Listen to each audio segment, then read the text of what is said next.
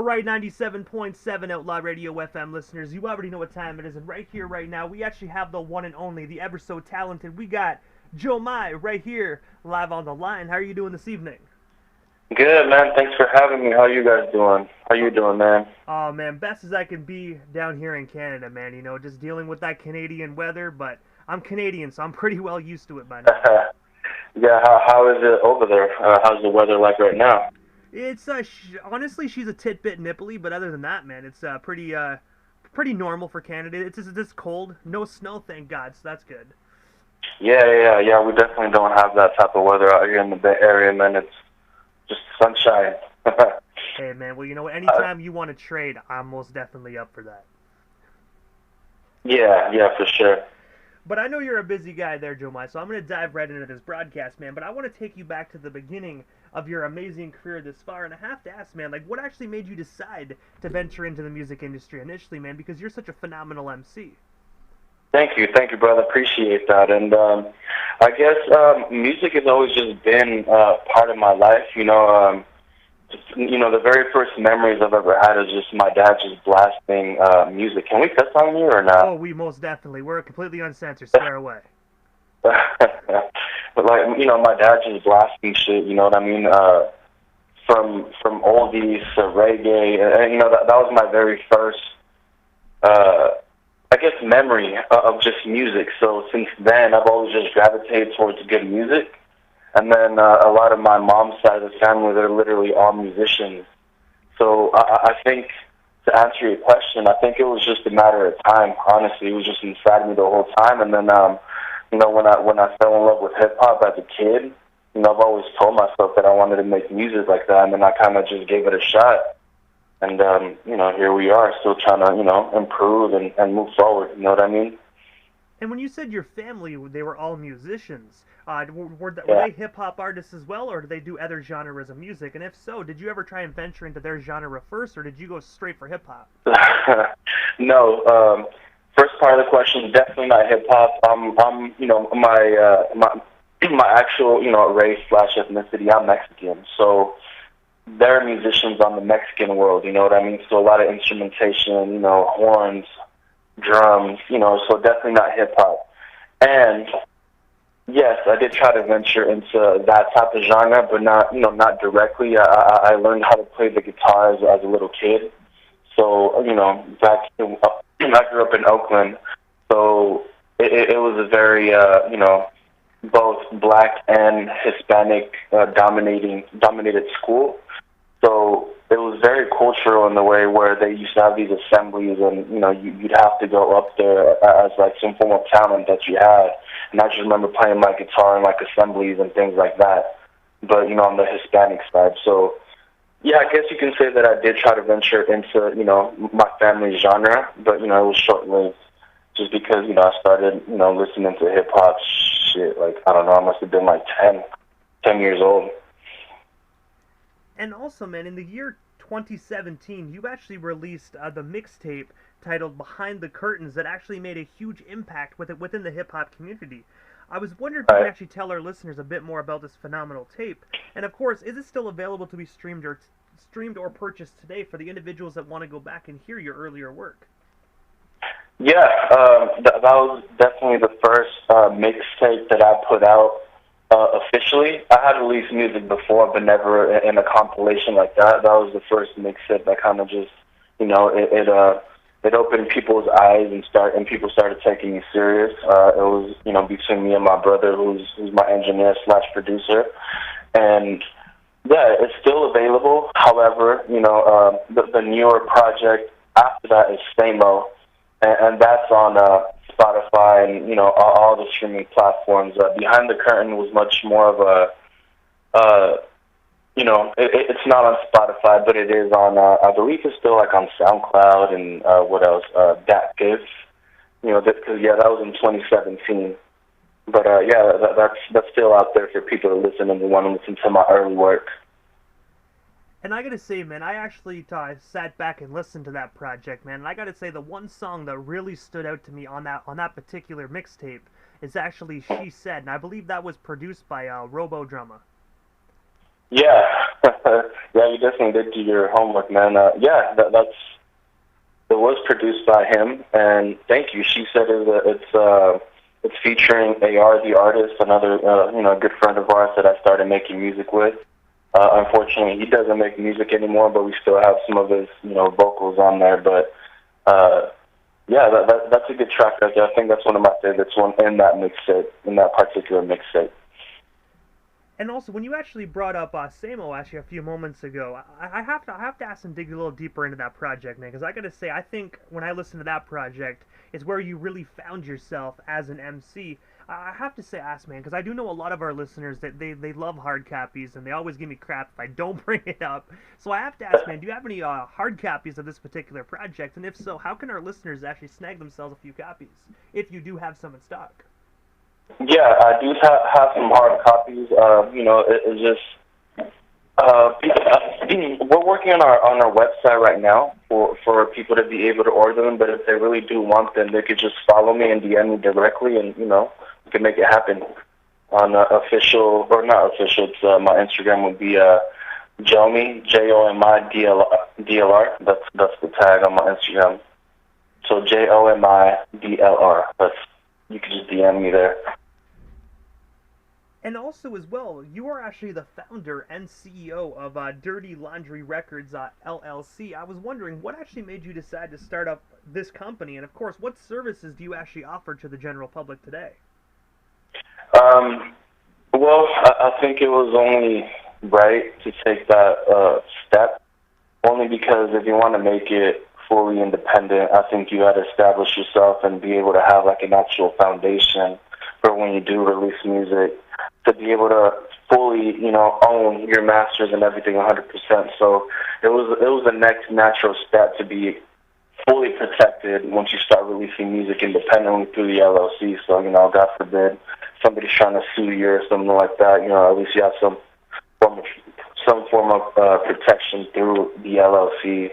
But additionally, I think the most important part is just I feel that there's a good group of people that both we have signed, and they're really good friends of mine as well, that I feel that our music is deserves to be heard, and I feel like through DLR it's able to provide the services in which we do our hardest to try to put people on bigger platforms, get them interviews and things like that. So as far as the services that we provide, DLR or Dirty Laundry Records isn't necessarily somewhere where you can go and just for example get recorded. It's more of a record label where if you're signed to us, you get all the services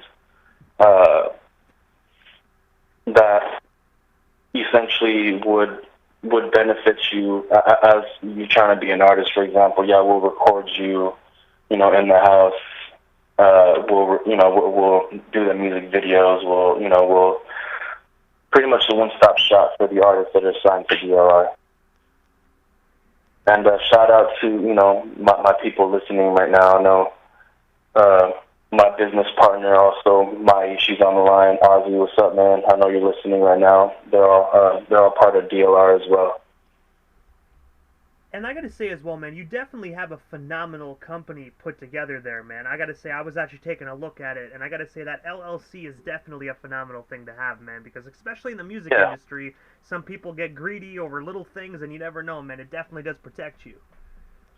Oh yeah, for sure. You gotta be protected, man. I mean, it's just the way to go. Because I mean, it's cool to be, it's cool to say that, oh, I have a record label, or I do this, I do that, but if it's not on paper, then it's not gonna benefit you. It's not gonna benefit anyone. And that's not to mention that even when you're fully established as an LLC, just the opportunities that banks or private investors, that they take you serious as well. And there's just more opportunity in that sense where you're able to get better funding. You know what I mean? It's just more legit, and obviously every artist deserves a good budget for them to do their project, so that's the way to go for sure. And also as well, man, December 10th of 2021, you were actually featured on Canadian hip-hop duo 80 Empire's album titled Anthems and Icons. I was wondering, how did yourself and 80 Empire get connected? And of course, what was it like collaborating with them on their project? Yeah, first and foremost, big shout out to, them dudes over there, man. 80 Empire, them two dudes right there, they're just geniuses, and I was a fan first through my manager, and my manager, Jay Havana, he does a lot of behind-the-scenes work. He's in the industry, you know what I mean? And I believe he had written something about them prior, because Jay does a lot of stuff for Crazy Hood, and he does a lot of their articles and things like that, and I believe that's how they connected. And then I think Jay just made it happen, he just connected the dots, and 80 Empire was working on the album, and they showed interest as far as, us being part of their project, and then they had sent us, the first reference song of Runaway Girl, and then, I fell in love with it, I wrote to it, sent it back, and, apparently they liked it, and, it got on the album, they made the cut, so that's how we connected, and then we've been, building since. And I gotta give a shout out to 80 Empire as well, because they are such a phenomenal duo. Like, I had the opportunity of interviewing these guys twice, and I have to say, they never disappoint, man. Two of the most humblest individuals ever. Yeah, not just that, they're very humble, man. They're just real good people, man. Just real good guys. And also as well, man, I actually read that this year, you actually have an anticipated album set to release. I was wondering if you can actually tell our listeners what can they expect from this up-and-coming record, and of course, what is the anticipated release date? Right now, we don't have an actual concrete date. Just know that we are working on the album. It's going to be something really special, and it has really good features that I don't think people are gonna. I don't think people know what features we got. So just know that they're big artists, established artists, and those are some of the things that I could let the public know. But as we know the actual date, it'll definitely be announced. But just know that it's coming up sooner than later. And I gotta say, I read a little bit into it, what you did put out on the internet about it, and I gotta say, it definitely sounds like a phenomenal project, man. I saw the rumored list of a few individuals, and I have to say, man, it's definitely gonna be a solid project. Yeah, for sure. I'm excited for it, man, and I think it's definitely my best work. It's gonna be my best work for sure, and I think a lot of the people that already, follow me and mess with my music. I think they're definitely going to be in for a treat. And one of the downsides, obviously, is, I got hacked, as you and I were talking about, on my Instagram. So I had a lot more followers on my Instagram, and it just sucks that we have to build it back up. So those are one of the things that strategically we're just trying to, let's try to get our followers back up again so that it makes some form of noise. And, those are some of the things that we're also working on. So a lot more content is on the way just to, beef up that page over there, the new one.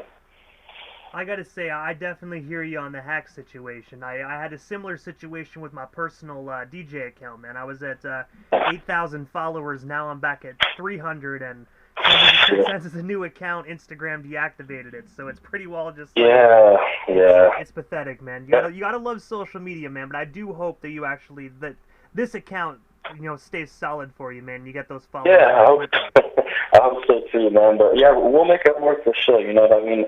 I think as long as the music is good and it's solid and it's actual genuine music, I think people will just naturally gravitate towards it. You know what I mean?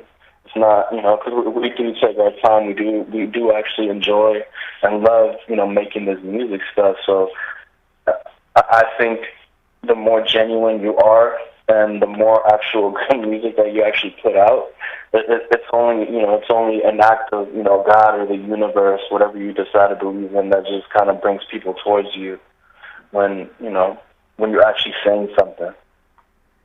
But I have to ask, man, what is next for yourself? Like, is there anything we happen to miss during this broadcast? anything else you do still want to talk about or promote, well, we still got you here live on the Canadian FM dial here this evening. Yeah, so like you mentioned earlier, we're definitely working on this album. That's the next big thing that's coming up. We're still, promoting "Runaway Girl" with 80 Empire. That's a big song for us, and that's definitely something that I want to plug in right now. "Runaway Girl." So if you haven't heard it, "Runaway Girl," 80 Empire featuring JoMi, and then additionally, I'm gonna plug in as one of the founders of DLR. One of our artists, Grana Leon, just released a dope visual. You can listen to it on the Saxo Effect. It's called Carlito's Way. That's that's a really good song right there, man. He's a Puerto Rican dude that just has bars, man. So Grana Leon is out right now. We are also working on another, as well as working on English content. Like I mentioned before, I'm also Mexican, so we got another artist named G Cardona who's working on something really special that he's about to drop as well, and then we're all gonna have a giant Spanish mixtape coming out soon as well. And I think that's gonna shake some people up. So shout out to G Cardona and Grana Leon, man. They're coming up too. And also, this is the time in the interview that I give a chance for the individual that slides into the radio station airwaves, just a chance to give shout-outs to whomever they want to give shout-outs to. And I also know as well that you dropped your Instagram a couple times throughout the interview, but for the individuals that are listening right now live, if they can pull their phone out and shoot you a follow, man, what is your social media handle one more time? Yeah, so my Instagram is just and then I'm gonna spell it JoMi That's it. Just JoMi DLR. That's how you can find me. I'm gonna say it again. It's JoMi. That's how you can follow me. That's send me a DM. Show say what's up to me, man. I'm pretty good at responding back. And then I also want to plug in the whole team at DLR. Shout out to Mai. Shout out to Ozzy. Shout out to G Cardona. Shout out to Grana Leon. And then shout out to Jay Havana as well as 80 Empire, man. I think the reason why you're even interviewing me is because of that song and that collaboration that we did have with 80 Empire. So I just want to, tip my hat off to them and just say thank you publicly. And I gotta say, first and foremost, man, thank you so much for just giving us a bit of your time here this evening and sliding into the airways, man. It definitely was an honor and most definitely a privilege. And I gotta say, hopefully down the line, we can make this happen again sometime soon. Yeah, we'll definitely tap in with you, man, when the project is out, and then we'll definitely give you an exclusive, just an exclusive little interview like this too, for even showing us love from the beginning stages, before everything. So I do respect, people that do, reach out to me and not wanting anything in return. You know what I mean? So I definitely keep that, in my heart, and we definitely circle back with the people that we appreciate. So just know that we'll definitely be tapping in with you, and we'll make it happen, man, for sure. Hey, most definitely, man. Sounds like a plan. I gotta say, definitely enjoy the rest of your Sunday night, and we definitely shall talk soon. Sounds good, brother. Thank you again, and thank you for your time, and I look forward to tapping in with you again soon, man. Thank you. Hey, man, you are most certainly welcome, and thank you for your time as well, man. I greatly appreciate it. All right, brother. Well, have a good one, man. You as well. Thank you. How about... Stay warm.